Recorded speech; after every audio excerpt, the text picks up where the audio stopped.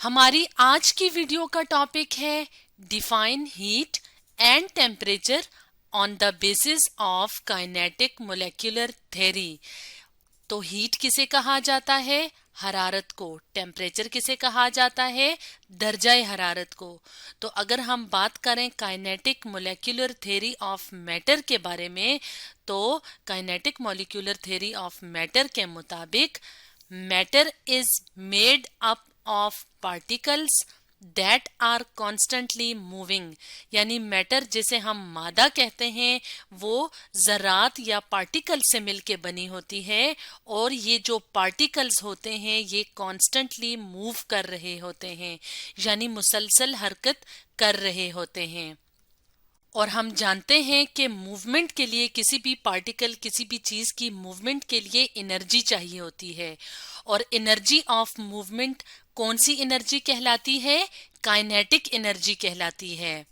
और अगर बात की जाए मैटर की, तो मैटर के बारे में डिटेल से हम अपनी पिछली वीडियोस में डिस्कस कर चुके हैं।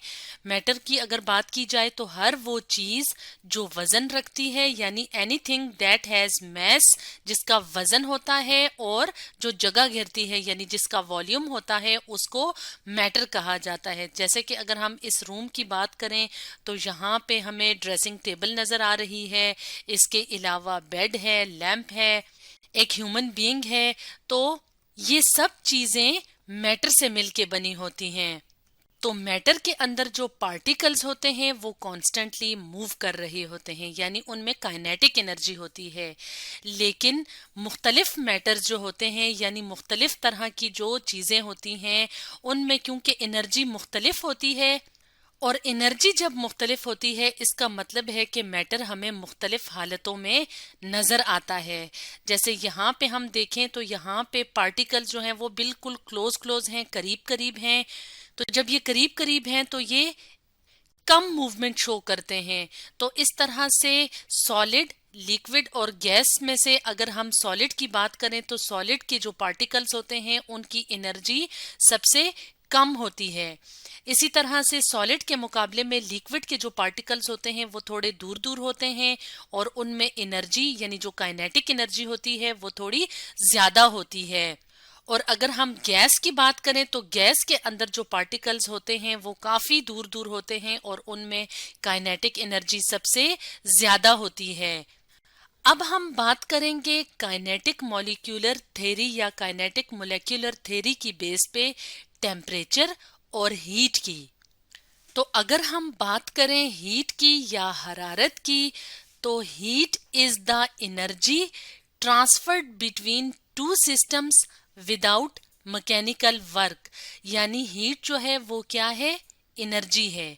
ऐसी एनर्जी जो कि दो सिस्टम्स के दरमियान ट्रांसफर हो सकती है किसी भी मैकेनिकल वर्क के बगैर, यानी फोर्स अप्लाई किए बगैर भी जब एनर्जी जो है वो दो सिस्टम्स के दरमियान ट्रांसफर होती है तो उसको हम कहते हैं हरारत या हीट। इसके लिए हम अपने सामने एक तस्वीर ले आते हैं। तो यहाँ पे अगर हम इस तस्वीर में देखें तो इस तस्वीर में हम क्या देख रहे हैं? एक आयरन रॉड यानी लोहे का एक रॉड देख रहे हैं जिसको के एक सिरे से गर्म किया जा रहा है। तो जिस सिरे से गर्म किया जा रहा है वहां पे जो पार्टिकल्स होंगे इस आयरन रॉड के, उनके अंदर एनर्जी ज्यादा आ जाएगी, यानी वो हायर एनर्जी वाले पार्टिकल्स होंगे यहाँ पे मौजूद पार्टिकल्स के मुकाबले में। तो अब यहाँ पे क्योंकि हीट ज्यादा है तो जो पार्टिकल्स हैं वो हीट को ट्रांसफर करते जाएंगे साथ वाले पार्टिकल्स में। इसी तरह यहाँ से हीट एनर्जी जो है वो पार्टिकल्स ट्रांसफर करेंगे साथ वाले पार्टिकल्स में, और थोड़ी देर बाद अगर हम यहाँ पे इस रॉड को पकड़ें तो ये रॉड हमें बहुत गर्म महसूस होगा, यानी इसको यहाँ से पकड़ना मुश्किल हो जाएगा। तो इसका मतलब है कि कोई भी फोर्स या मैकेनिकल वर्क अप्लाई किए बगैर हीट जो है वो एक ऐसी एनर्जी होती है जो कि एक सिस्टम से दूसरे सिस्टम में या एक जगह से दूसरी जगह ट्रांसफर हो जाती है। और अगर हम बात करें टेम्परेचर की, यानी कि अगर हम डिफाइन करें टेम्परेचर को काइनेटिक मोलेक्युलर थ्योरी की बेस पे, तो टेम्परेचर क्या है? Temperature is the measure of hotness और कोल्डनेस ऑफ एन ऑब्जेक्ट। यानी कोई भी चीज जो है वो कितना ज्यादा कोई भी चीज जो है वो कितनी ज्यादा गर्म या कितनी ज्यादा ठंडी है, इसकी जब हम मेजरमेंट करते हैं तो उसको कहा जाता है दर्जाए हरारत। हीट क्या है? हरारत। टेम्परेचर क्या है? दर्जाए हरारत। यानी जब हम किसी भी चीज में ये मालूम करते हैं कि वो हॉट है या कोल्ड है, तो वो हम कहते हैं कि उसका टेम्परेचर जो है वो ज्यादा है या कम है, यानी उसमें हीट ज्यादा है या कम है। एक और तरीके से भी हम टेम्परेचर को डिफाइन कर सकते हैं, यानी टेम्परेचर को समझने की कोशिश कर सकते हैं काइनेटिक मोलेकुलर थ्योरी की बेस पे। वो क्या है? वो है the temperature of a substance is a measure of the average kinetic energy of the particles.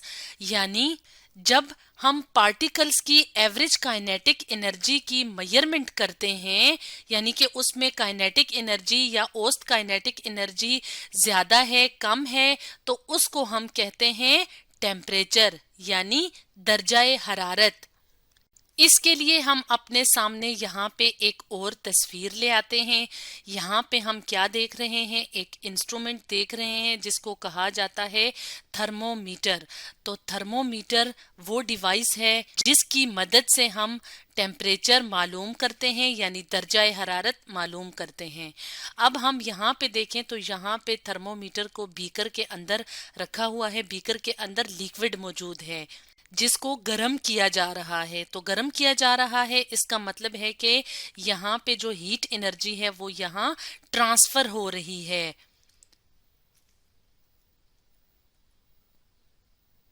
और जब हीट एनर्जी ट्रांसफर हो रही है तो इसका मतलब है कि यहाँ पे जो average kinetic energy of the particles है वो ज्यादा है इस बीकर के मुकाबले में। जबकि हम इस बीकर में देखें, यहाँ पे हमें आइस क्यूब्स यानी बर्फ के टुकड़े नजर आ रहे हैं। अब अगर बात की जाए काइनेटिक एनर्जी की, तो इन पार्टिकल्स में भी काइनेटिक एनर्जी मौजूद है और इन पार्टिकल्स में भी, लेकिन ये सॉलिड पार्टिकल्स हैं तो इनकी जो एनर्जी है वो बहुत कम है। यानी यहाँ का जो दर्जाए हरारत या टेम्परेचर है वो बहुत कम है। और अगर यहाँ पे हम बात करें तो यहाँ पे टेम्परेचर क्या होगा? ज्यादा होगा। तो इस तरह से हीट या हरारत की बात की जाए तो हरारत से हमें ये पता चलता है कि जो एनर्जी है वो ट्रांसफर हुई है दो सिस्टम्स के दरमियान विदाउट मैकेनिकल वर्क। जबकि टेम्परेचर की बात की जाए तो टेम्परेचर क्या है? Measure of the average kinetic energy of the particles, यानी पार्टिकल्स की एवरेज काइनेटिक एनर्जी कितनी है। और काइनेटिक मोलेकुलर थ्योरी के मुताबिक अ चेंज इन फेज में अकर when the energy of the particles is changed, यानी जो मैटर है वो एक हालत से दूसरी हालत में तब्दील हो सकता है जब उन पार्टिकल्स की एनर्जी को चेंज कर दिया जाए। यानी अगर हम यहाँ पे देखें तो ये सॉलिड है, तो सॉलिड यानी अगर हम बर्फ को धूप में रख दें तो क्या होगा, या हम यहाँ पे इसको गर्म करें तो यहाँ पे जो पार्टिकल्स हैं उनमें एनर्जी ज्यादा आ जाएगी, तो सॉलिड जो है वो लिक्विड में तब्दील हो जाएगा। यानी फेज या हालत एक मैटर की दूसरी यानी मैटर जो है वो एक फेज से दूसरे फेज में जा सकता है। इसी तरह लिक्विड को अगर ज्यादा हीट मिले यानी टेम्परेचर जो है वो ज्यादा हो जाए तो लिक्विड जो है वो गैस में तब्दील हो सकता है। तो स्टूडेंट्स, आज हमने डिस्कस किया define heat and temperature on the basis of kinetic molecular theory के बारे में।